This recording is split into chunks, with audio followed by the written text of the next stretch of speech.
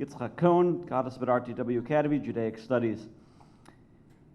So there's a song that hit the Jewish music scene a long time ago. I'm sure a lot of people here know it. It's called The Deaf Man in the Shtiebel. And it's essentially about a chazan, a cantor, who works in a small synagogue, leads the services all the time. His older father happens to have been deaf. And every Shabbat he would conduct the services, and the first person to congratulate the cantor on the job well done was his deaf father. It's a beautiful sight to see. This went on for many, many years. One year, it's Erev Yom Kippur. It's supposed to start Kol Nidre very soon, and the chazan's not there. The deaf man's chair is empty. People are starting to get a little antsy. And what's going to happen? He's not here. At the very last minute, the chazan comes rushing through the door, and people are giving him that look. Where were you? I was just getting ready. Don't worry. Runs up to the bima, and he proceeds to perform the best Kol Nidre service of his life. People were just moved to tears. When the davening was over, the rabbi went up to him and says, "What exactly were you thinking of that made you sing so beautifully tonight?" And he said, "Well, you knew my father was deaf, and last night he passed away. So this is the first time my father's hearing me daven." It's actually a beautiful story. It's actually a parody of a song, but this one has, it reached the Jewish heartstrings. I remember how I felt the first time I heard it, and it was so beautiful. And some number of years ago, I was working at a different school, and I decided I'm going to play this song in my classroom at the last class before Yom Kippur, just see what kind of reaction I'm going to get. So I put the song on. Now, this is the days before smartboards and YouTube. I had to use ancient technology, a CD player.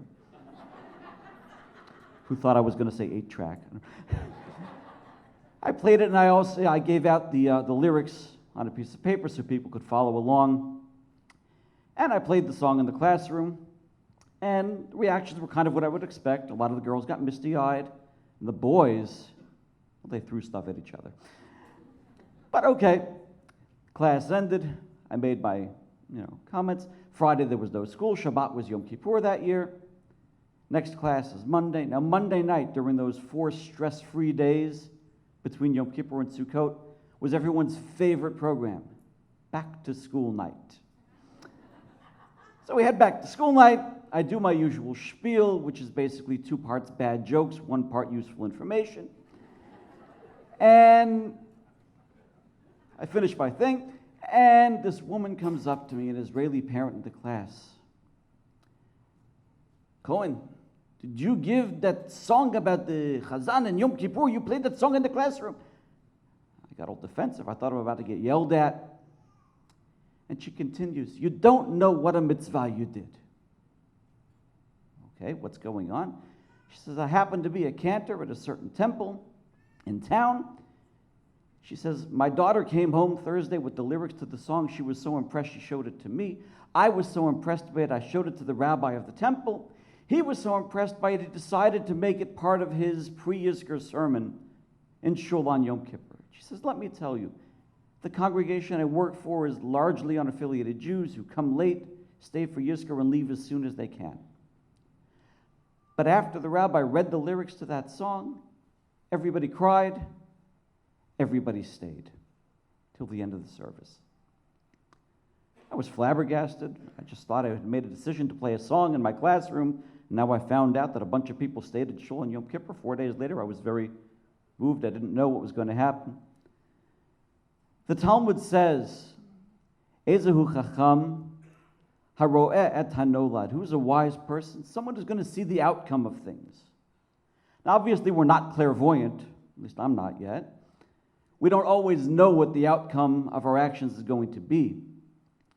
But it's trying to teach us that before we act in any way, before we say something, before we do something, we should know that there's going to be a consequence somewhere, sometime. Maybe positive, maybe negative.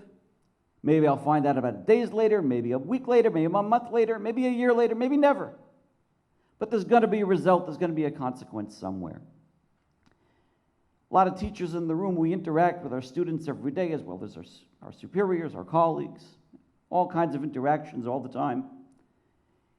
And it's important for us to remember that before we do anything, especially with our students, to stop and think for a second, what might the consequences of our actions be? Now, obviously, I'm not just talking about when I rebuke a student or when I have to give constructive criticism. I'm very careful. But even some of the more mundane things we do, the song we decide to play, the story we decide to read, whatever it's going to be in the classroom, and not even that, just noticing some of the small things. When I notice that kindergartner lost a tooth and I make a big deal out of it. When I see that second grader who got cool new sneakers. When I see that a middle schooler got braces put on or taken off. Seems like a little thing to me, but for that student, it's a huge deal. And when I notice it, that's going to make an impact for them for that day, for that week. It might make their whole career. It's a wonderful thing. So I bless you and me and all of us together that all of the actions that we do on behalf of our students and our colleagues should have only positive consequences. And if we're lucky, maybe we'll get to find out about some of them. Thank you so much.